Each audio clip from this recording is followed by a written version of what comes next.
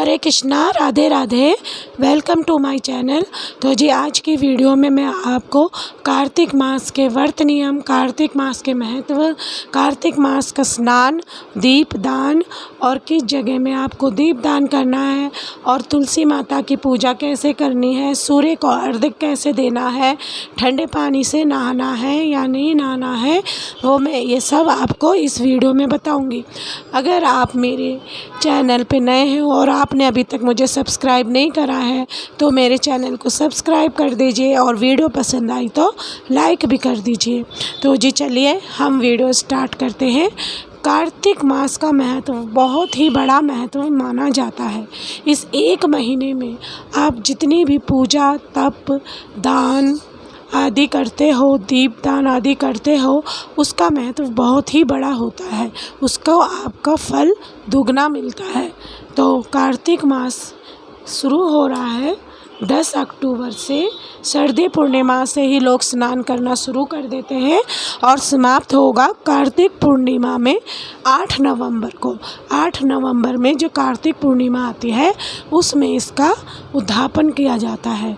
तो सबसे पहले हम जान लेते हैं कि कार्तिक व्रत करा कैसे जाता है। कार्तिक व्रत करा जाएगा जैसे कई लोग एक समय भोजन करते हैं, जो कि सूर्यास्त होने से पहले आपको एक समय का भोजन करना है। नॉर्मली खाना खाया जाता है जैसे हम सब खाते हैं, चावल दाल रोटी, आप वो भोजन कर सकते हैं या आप मीठे का भोजन कर सकते हैं या आप फलाहार कर सकते हैं या तारा का भी भोजन कर सकते हैं। तारे का भोजन का मतलब होता है कि जैसे आप तारे के छाँव में तारे को अर्घ्य देकर आप भोजन कर सकते हैं। फिर हम बात कर लेते हैं दीपदान की। तो दीपदान आपको कैसे करना है कार्तिक मास में।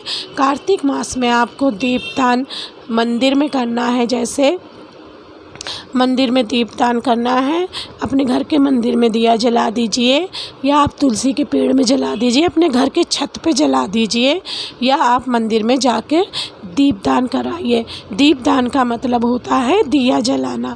अगर आप मंदिर में दीपदान करते हैं तो बहुत ही अच्छा रहता है। तो अब हम जानते हैं कार्तिक स्नान हमें कब से कब तक करना है। तो कार्तिक स्नान हमें ब्रह्म मुहूर्त में कर लेना है, यानी कि 4 बजे से लेकर 5 बजे के बीच में हमें कार्तिक स्नान कर लेना चाहिए। कार्तिक स्नान वैसे तो पवित्र नदियों में किया जाता है, जैसे गंगा जी होगी, कोसी होगी, जमुना जी होगी। अगर आपको संभव नहीं है कि रोज़ आप किसी पवित्र नदी में जाके स्नान कर सकें तो आप घर में ही नहाने के पानी में गंगा जल मिलाकर नहा सकते हैं। अब बात कर लेते हैं कि आप ठंडे पानी में नहाएं या गर्म पानी में। देखिए जैसे आपकी शारीरिक क्षमता हो वैसे आप नहा सकते हैं। जैसे कि अगर आप ठंडे पानी में नहीं नहा सकते तो आप पानी थोड़ा गुनगुना करके नहा सकते हैं। कहते हैं इन दिनों हमारे श्री हरि विष्णु पानी में वास करते हैं, इसलिए कार्तिक स्नान का महत्व बहुत ही अधिक होता है। फिर हम बात कर लेते हैं तुलसी पूजन। देखिए तुलसी पूजन कार्तिक के महीने में करना बहुत ही शुभ होता है। तुलसी पूजन हो गए, आंवले का वृक्ष हो गया, इनका पूजन करना बहुत ही शुभ होता है। आंवले का भी पूजन किया जाता है। आप कार्तिक महीना शुरू होने से पहले अपने घर में आंवले का वृक्ष लगा लीजिए। तुलसी माता तो हर घर में होती है, पर आंवले का वृक्ष कम ही मिलता है। जिनके पास नहीं है वो आंवले का वृक्ष लगा लीजिए। फिर तुलसी माता के यहाँ सुबह शाम आपको जोत जलानी है और 11 परिक्रमा करनी है। तुलसी माता की आरती करनी है और आंवले के वृक्ष में भी आपको दिया जलाना है। और आपको कई लोग पथवारी बनाते हैं तो आप पथवारी भी बना सकते हैं। पथवारी यानी आप घर की बालकनी में ही जो उगाते हैं, जैसे हम नवरात्रों में जो उगाते हैं ऐसे ही आपको अपने घर की बालकनी में जो उगाना है और वहाँ पे सुबह शाम दीप दान करना है और वहीं पर बैठ के तुलसी माता और पथवारी और आंवले के पेड़ के आगे आपको कार्तिक माहात्म्य पढ़ना है। इन दिनों आपको धार्मिक पुस्तकें भी पढ़ना है, जैसे कि भगवद गीता हो गई, जितनी भी धार्मिक पुस्तकें हैं वो सब आपको पढ़ना है और कार्तिक महात्म्य की कथा भी पढ़नी है।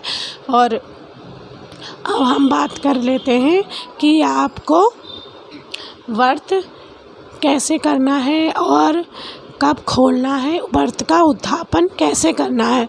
तो व्रत के बारे में मैंने आपको बता दिया है कि सूर्यास्त से पहले आपको अपना व्रत खोल लेना है और व्रत का उद्यापन आपको कार्तिक पूर्णिमा में ही करना है और कार्तिक पूर्णिमा में ही करना है। फिर इसके बाद जैसे कि कहा जाता है कि एक बार ब्रह्मा जी ने एक पलड़े में सारे व्रत, पुण्य और धर्म कर्म के कार्य एक पलड़े में रख के तोला और एक पलड़े में कार्तिक स्नान, दान आदि रख के तोला। तो कार्तिक स्नान का पलड़ा भारी पड़ा। तो इसका मतलब कार्तिक महत्म सबसे ज़्यादा शुभ होता है करना। और फिर अगर आपको अगर कार्तिक स्नान करना है तो आप कार्तिक स्नान कीजिए, दीपदान करना है तो आप दीपदान कीजिए, अगर आपको व्रत करना है तो आप व्रत करिए। इस महीने को खाली मत जाने दीजिए, कुछ ना कुछ आप ज़रूर करिए। ये भी बहुत ही, अगर कुछ ना करने से अच्छा कुछ तो करिए जिससे कि आपको कुछ फल मिलेगा इस महीने में। कहते हैं कि सत्यभामा के जो पिता थे वो अपने पूर्व जन्म में एक ब्राह्मण थे जो कि सूर्य को रोज़ ही जल देते थे। उनका तो रोज़ का कार्य था सूर्य को जल देना, तो वो सूर्य को रोज़ ही जल देते थे। तो इसी बीच कार्तिक का महीना भी आ गया, जिसके कारण उनका कार्तिक में सूर्य को जल देना भी शुरू हो गया, यानी कि वो कार्तिक को भी जल देने लगे, कार्तिक के महीने में सूर्य को। तो इसका उनको फल ये मिला कि वो अपने अगले जन्म में क्षत्रियजीत हुए और भगवान श्री कृष्ण जी के वे ससुर बने। तो देखिए कितनी बड़ी ये बात है। तो कार्तिक के महीने में आपको सूर्य को अर्घ्य देना है, जैसे कि उगते हुए सूर्य को अर्घ्य देना है।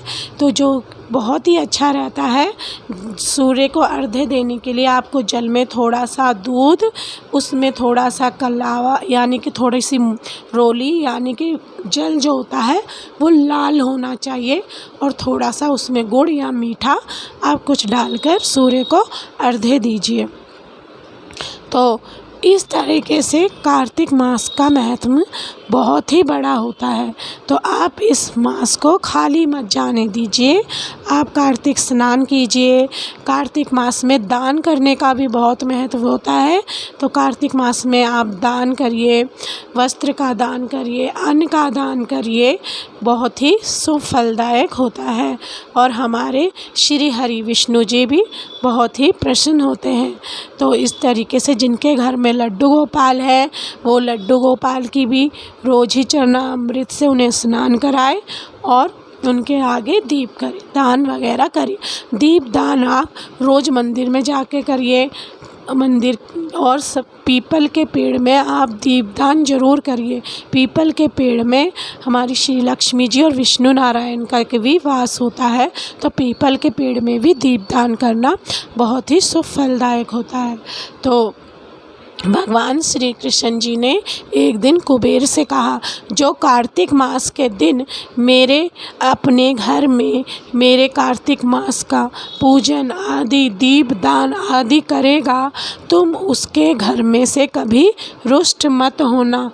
तो देखा आपने कार्तिक मास का कितना बड़ा महत्व है। तो आज की वीडियो में बस इतना ही।